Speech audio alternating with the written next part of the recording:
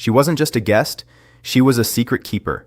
When the world started whispering about Taylor Swift's wedding, the venue, the dress, the ring, one name kept appearing in the most unexpected corners of the internet. Not a music industry legend, not a childhood best friend, not even a co-star from one of Taylor's beloved music videos. Blake Lively, an actress, a mother, a woman who built her own empire far outside the music world Taylor rules. But here's what's strange. The more you dig into their friendship, the more you realize this wasn't a casual celebrity connection. This was something guarded, deliberate, private in a way that Taylor almost never allows. Think about what we know about Taylor Swift. She is perhaps the most documented celebrity on the planet. Every concert, every relationship, every friendship group has been photographed, dissected, and archived by millions of fans. And yet, certain parts of her life remain completely invisible to the outside world. The parts that Blake Lively has been allowed into. Why would Taylor extend that kind of access to Blake? What makes Blake different from the dozens of other A-list celebrities who orbit Taylor's world? And more importantly, if Taylor's wedding was as private as rumored, why was Blake reportedly one of the first names on that sacred, heavily guarded guest list? The answer isn't what you think.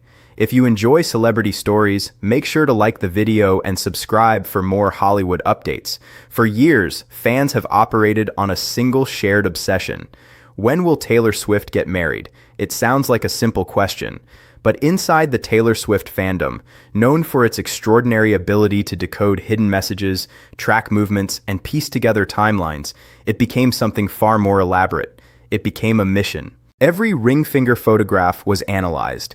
Every lyric from the Tortured Poets department was placed under a microscope. Every rare moment when Travis Kelce and Taylor appeared relaxed, unguarded, genuinely joyful together, cataloged, time-stamped, discussed in threads that stretched across Reddit, TikTok, and X for days. The speculation reached a fever pitch when multiple entertainment outlets began suggesting that Taylor and Travis had moved beyond simply being a high-profile couple. Sources described conversations, timelines, private plans being made quietly, away from the cameras that follow both of them relentlessly. Fans were practically vibrating. Because here's the thing about a Taylor Swift wedding, it wouldn't just be a wedding. It would be a cultural event on the scale of almost nothing we've seen in modern celebrity history. The guest list alone would tell a story. The location would become a landmark. The music, the dress, the flowers, every single element would be poured over for years. And Taylor knows this. She has always known this, which is exactly why, if she ever walked down an aisle, she would do everything in her power to keep it contained. Private, protected, real. The rumors about secrecy began almost immediately alongside the wedding speculation. No big public ceremony, insiders suggested. No red carpet. No live stream for fans. Just the people she trusts most in the world gathered in one place. And when fans started building their unofficial guest lists, debating who would make the cut, who would be seated closest to the front, who would be trusted with coordinates and a tell-no-one instruction, one name appeared again and again. Quietly, consistently, like she'd always been there. To understand why Blake Lively would occupy a seat at one of the most exclusive events in modern celebrity history, you have to go back to the beginning. And the beginning, as with most great friendships, was almost accidental. Taylor and Blake first appeared in each other's orbit around 2015, a year that many fans consider the peak of Taylor's famous Squad era. Taylor was everywhere. Her 1989 album had just redefined what a pop record could be. She was filling stadiums, gracing every magazine cover, and building what looked from the outside like the most glamorous social circle in Hollywood. But something about Blake was different from the start. Blake Lively wasn't trying to be part of the squad. She wasn't angling for proximity to Taylor's cultural moment. She was already established, already Serena van der Woodsen to an entire generation, already married to Ryan Reynolds, already someone who commanded rooms on her own terms. Two women at the top of their respective worlds, neither needing the other for career reasons. That's a rare foundation for a real friendship. They were photographed together at various New York events, but the friendship truly seemed to crystallize through something quieter.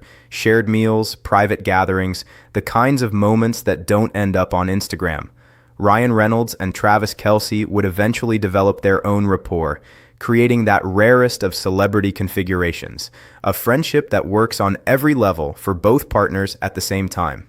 The vacation photographs told a story. Blake and Taylor laughing on boats, in kitchens, at birthday parties that felt genuinely warm rather than carefully staged for public consumption.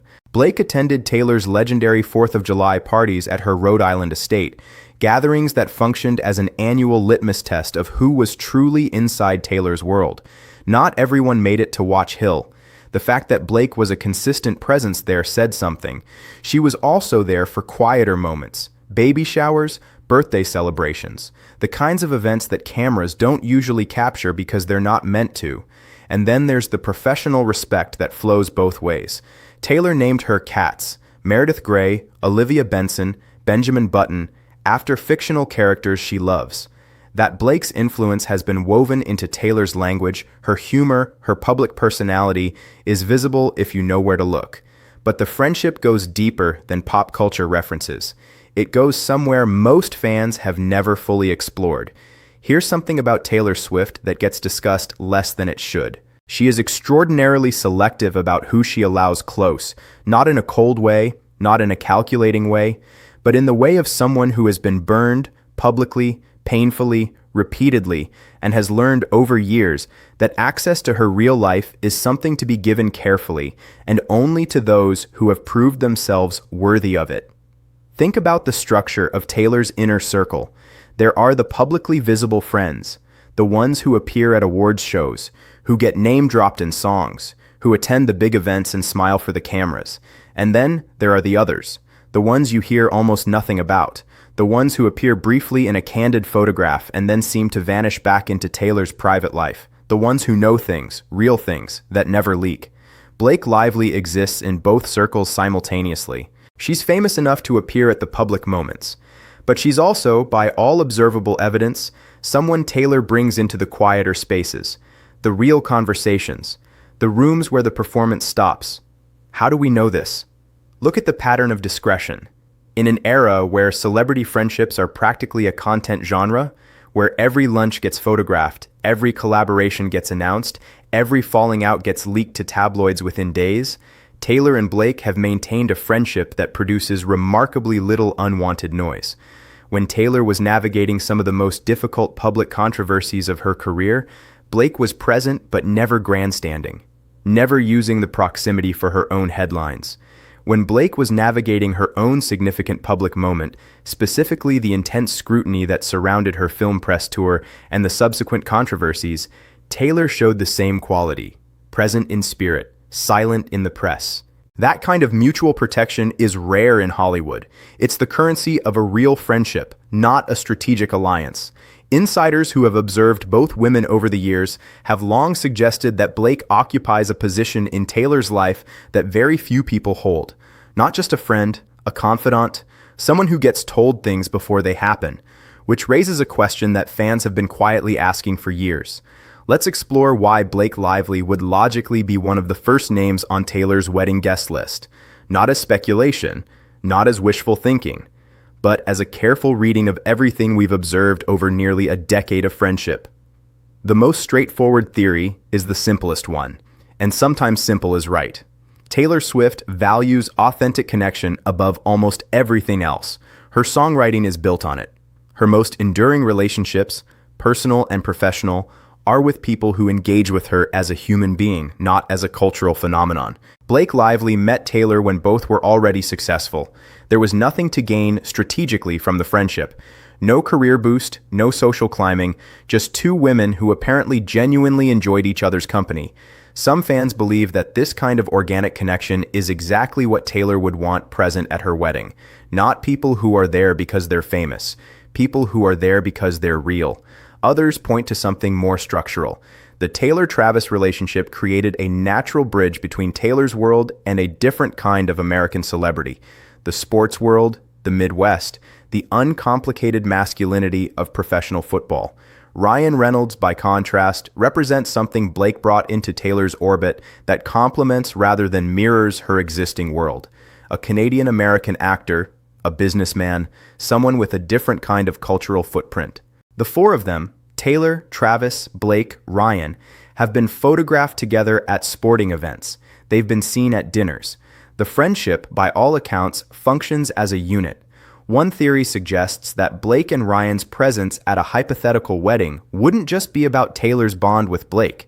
It would be about Travis's comfort, his sense of being surrounded by people who feel like genuine friends rather than Taylor's industry connections. This is the theory that fans find most compelling and perhaps most romantic. In Taylor's world, there are people who know things: tour logistics, album plans, relationship timelines, the kinds of details that, if they leaked, would change the entire carefully constructed narrative of a moment Taylor has chosen to control. Blake Lively has never leaked anything. Not a hint, not a whisper, not a single anonymous source quote in a decade of friendship.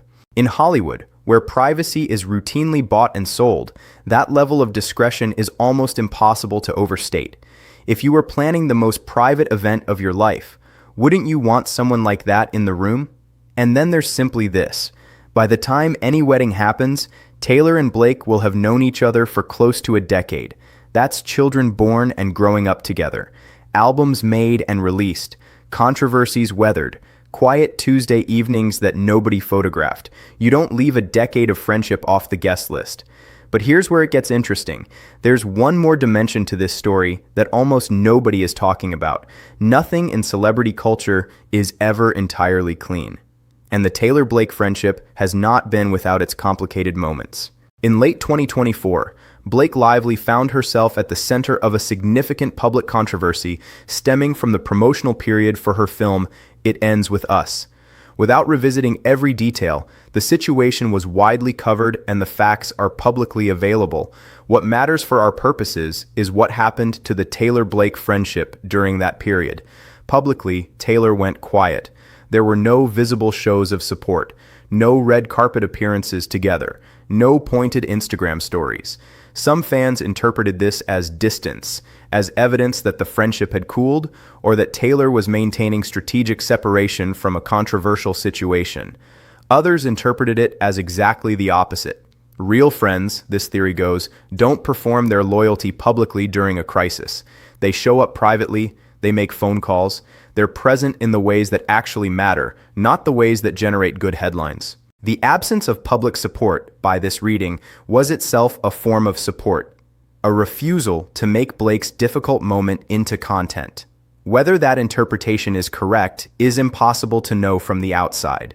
What we can observe is that there have been no public signs of a permanent rupture, no pointed unfollows, no conspicuous absences that couldn't be explained by scheduling. The friendship, based on available evidence, appears intact. But the controversy raised a broader question that the internet spent considerable time debating. Are Taylor and Blake's values actually aligned? Some fans argued that Blake's public persona, the carefully constructed image of glamour, wit, and effortless perfection, exists in tension with Taylor's more earnest, emotionally vulnerable public self. Others pushed back hard. They pointed to the years of private loyalty. They noted that public personas are almost never the full picture of who someone is. And they raised a point that seems, on reflection, quite important. If Taylor Swift, who has been analyzed, criticized, and deconstructed more than almost any other public figure of her generation, had found in Blake Lively someone who understood the particular loneliness of being that kind of famous, that's not nothing. That might, in fact, be everything. The truth, most people who've examined this friendship closely suggest, is probably far simpler than any of the drama.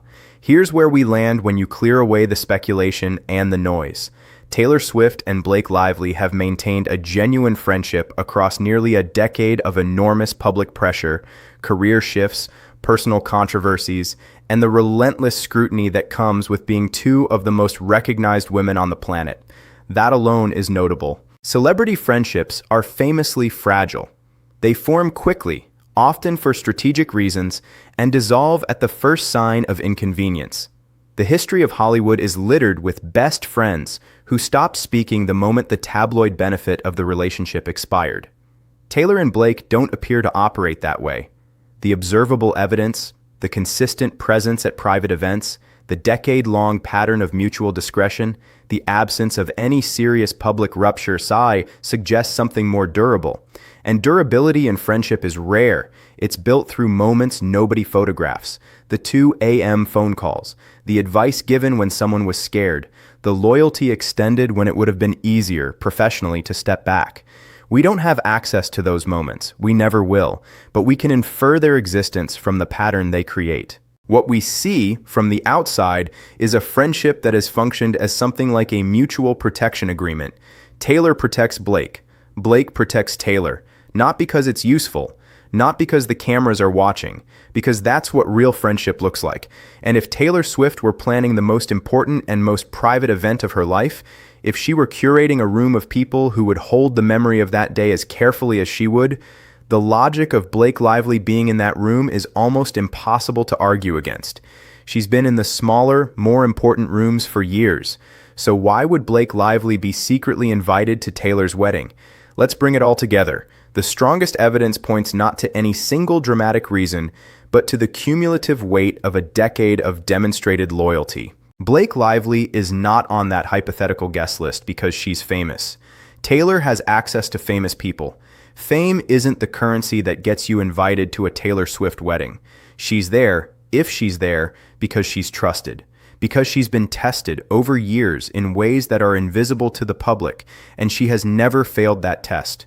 Because the friendship between them appears to be built on something that celebrity culture rarely produces: genuine mutual regard between two women who don't need anything from each other except each other's company. Some fans have floated a more romantic theory that Blake represents something symbolic for Taylor, a model of the life Taylor is stepping toward, a woman who is brilliant and funny and unapologetically herself, who built a family and a career and a sense of self that doesn't require external validation. That might be reading too much into it, or it might be exactly right. What seems clear, based on everything available to us, is that if Taylor Swift walked down an aisle, she would want the people closest to her to be exactly that: close. Not famous, not strategically selected, close. And Blake Lively, by every available measure, qualifies. Not because of what she represents to the world, but because of what she's been, quietly and consistently, to one person. We started this story with a mystery. Why Blake Lively? Why would an actress, someone from a different industry, a different world, be among the first names on a guest list that the most famous woman in music would guard like a state secret? The answer, after everything, is almost beautifully ordinary. Because Taylor Swift, for all her extraordinary fame and carefully managed public image, is still a person who needs what every person needs. Someone who shows up. Someone who keeps the secret, not because they've been asked to, but because they understand why it matters. Someone who has been in the room long enough to become part of the wallpaper, familiar, essential, permanent. Blake Lively has been that person. Not in the headlines, not in the social media moments, in the actual friendship. And sometimes, the most important names on a wedding guest list aren't the most famous. They're simply the people who have always been there, in the quiet, in the difficult moments, in the years before the cameras arrived and long after they've gone. Those are the people you invite first. Those are the people you save the seat closest to the front for. Do you think Blake Lively would be one of the first people Taylor invited to her wedding? Do you think their friendship is as deep as the evidence suggests? Or is this all being read too much into? Let us know in the comments below. We read everything. And if you enjoyed this story, don't forget to like, subscribe, and turn on notifications. We have more Hollywood stories, celebrity deep dives, and relationship mysteries dropping soon. The next one, you're not going to want to miss it.